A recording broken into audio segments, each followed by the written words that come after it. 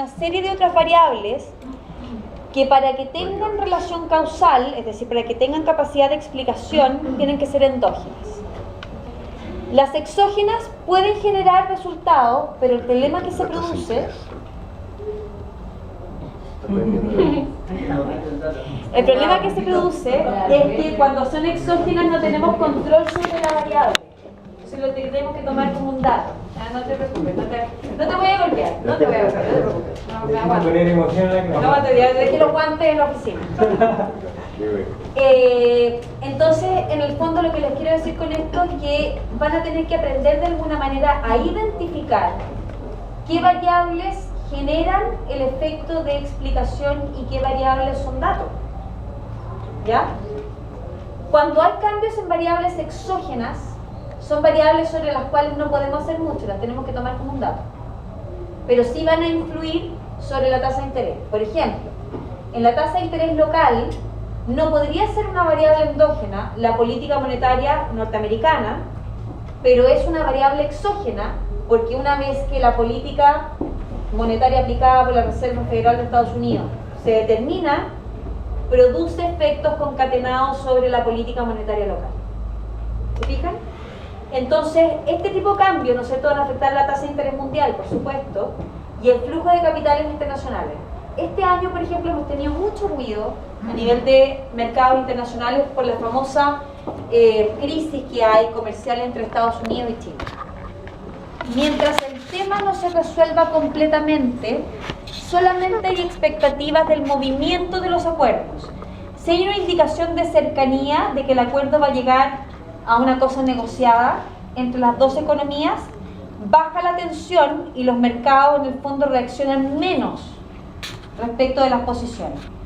Si se eleva la tensión y hay una sensación de que el acuerdo va a ser desfavorable entre las economías, los mercados se tensan y se cubren. Hacen lo que se llama un flight to quality, que en el fondo es cubrir activos. Y cuando hacen eso, mueven capitales hacia los activos que consideran más fuertes. Y eso es lo que hace que muchas veces los mercados de capitales muevan recursos entre una economía y otra y terminen afectando las tasas de interés por exceso de liquidez de recursos. Ahí tienen, por ejemplo, un ejemplo súper claro de lo que es un efecto exógeno y que terminan afectando los flujos de capital. Entonces, si hay un aumento en el producto en el periodo 1, por la razón que sea, permite que el país pueda aumentar su ahorro. Cuando uno analiza el comportamiento de la función de consumo, ¿no es cierto?, de una economía, las funciones de consumo responden fuertemente respecto a dos cosas importantes. El nivel de ingreso, pero el disponible, que netea los impuestos que decías tú hace un ratito, y su propensión marginal a consumir y sus preferencias. La vamos a poner así. ¿Ya? La propensión marginal a consumir de un país más o menos es estable. ¿Ya? No cambia cada rato. Tiene que haber cambios culturales muy importantes para que esta se modifique. Por eso uno calcula la propensión marginal y uno dice, mira, por cada peso extra de PIB que se genera, 70 centavos o 70 partes del peso adicional se van a consumo y la diferencia va a ahorro. Entonces lo que uno entiende es que si eso es así, aumentos en el PIB que mantienen la propensión marginal a consumir deberían distribuir un mayor volumen de recursos hacia el ahorro por un peso relativo distinto, ¿sí? Si eso pasa, el ahorro del país aumenta a la tasa de equilibrio que existe en ese momento. Pero como resultado de esto, la curva de ahorro va a tener un desplazamiento expansivo. Si todo lo demás está constante, este nuevo equilibrio produce una menor tasa de interés mundial porque hay un mayor acceso a nivel de recursos. O sea, cuando las economías crecen, se produce un mayor nivel de ingreso y eso puede aumentar el nivel de ahorro, que va a hacer que la liquidez mundial sea más expansiva y eso baja el precio exigido, ¿no es cierto?, para conseguir recursos. Por lo tanto, la tasa de interés mundial se ajusta hacia abajo. ¿Cómo? Porque hay más oferta de activos, de liquidez. De liquidez, exactamente. Les doy un ejemplo concreto. Yo sé que ustedes todavía no se han metido mucho a ver temas de instrumentos derivados, pero van a tener que verlos eventualmente. Y ahí les va a doler la cabeza fuertemente. Porque la parte de los instrumentos derivados acumula, o considera elementos de análisis económico, estadístico y matemático. ya para entenderlo. Pero les voy a poner el siguiente contexto. El Producto Interno Bruto del mundo llega a una cifra como los 6.800 billones de dólares.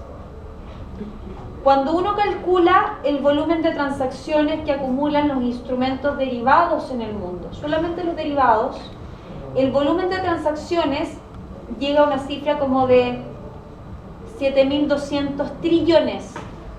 7.700 trillones de dólares. Entonces, cuando uno dice, ok, si yo exigiera inmediatamente que todos esos instrumentos se convirtieran en recurso real, el producto del mundo no alcanza para cubrir la cifra de los instrumentos derivados. Me quedan como 1.500 millones de diferencia en contra. Entonces, ¿qué estoy diciendo con esto? Que de alguna manera hay ciertos mercados y ciertos procesos de ajuste del mundo que hacen que el volumen de recursos, la parte monetaria, que se maneja hoy día todo digital, sea infinitamente mucho más amplia que la capacidad física y productiva, porque físicamente y en capacidad de producción tenemos limitaciones, la capacidad instalada.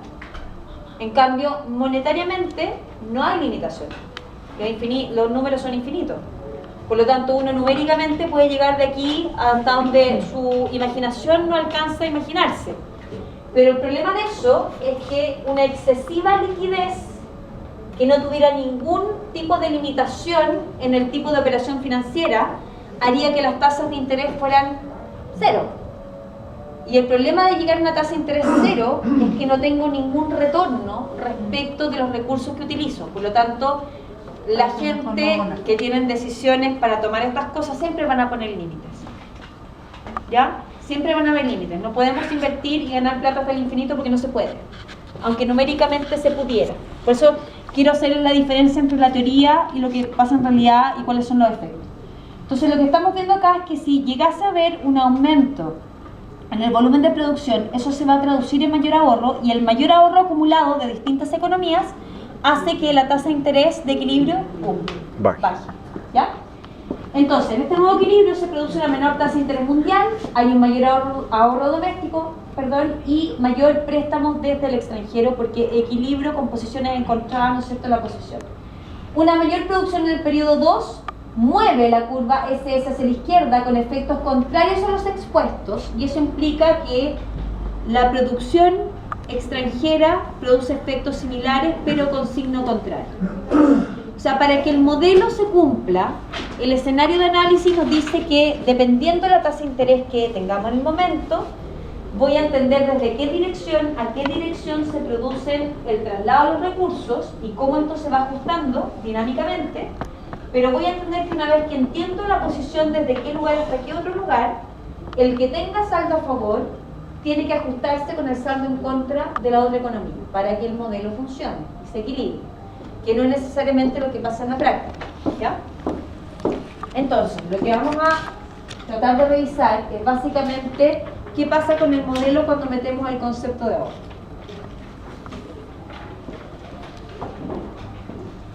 Acá voy a empezar a trabajar con ustedes con un concepto que yo sé que les hace ruido, porque pese a que yo les pregunte y que me contesten, yo sé que en el fondo no lo entienden, que es la elasticidad.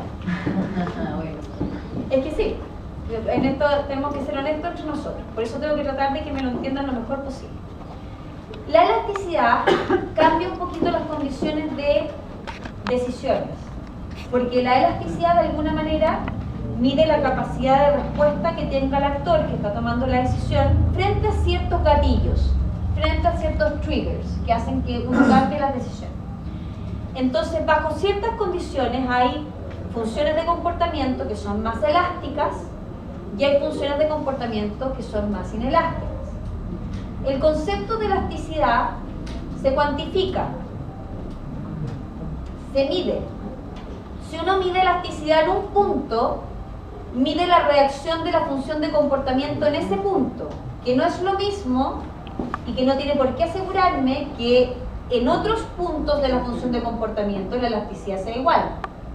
Va a cambiar. Entonces va a depender del dato, ¿ya? Lo otro que tengo que tener claro es que uno no solamente mide elasticidad punto, sino que medimos a veces elasticidad arco o elasticidad media. La elasticidad arco me permite medir el impacto de elasticidad entre un trazo más largo que un punto. Por lo tanto, a veces representa mejor el comportamiento de la elasticidad. Y la elasticidad media me mide el promedio de elasticidad entre dos puntos, que es otra forma de medir elasticidad. Una vez que yo entiendo hacia dónde se mueve este concepto de elasticidad, empiezan a pasar cosas interesantes en el análisis. Acá vamos a meter el concepto de elasticidad de sustitución intertemporal. En este caso, esta elasticidad de sustitución es sobre el consumo. Por lo tanto, yo lo que quiero medir es qué tan elástico o qué tan poco elástico es mi decisión de consumo respecto a las variables que lo determinan, ¿ya? Entonces, el concepto clave, acá para comprender los efectos de la tasa de interés sobre el consumo y el ahorro, es la elasticidad de sustitución temporal. ¿Por qué? Porque cuando hay efectos sobre el producto, sobre el ahorro, se va a presentar el efecto de sustitución, el efecto de ingreso. El efecto de sustitución no es lo mismo que la elasticidad de sustitución, son cosas distintas. El efecto de sustitución me da a medir el impacto en el volumen de consumo. La elasticidad de sustitución me mide las veces en el impacto, la magnitud. Entonces, en este caso, lo que vamos a hacer es vamos a medir el rol de la elasticidad para determinar la demanda por consumo. Y aquí vienen las cosas que yo sé que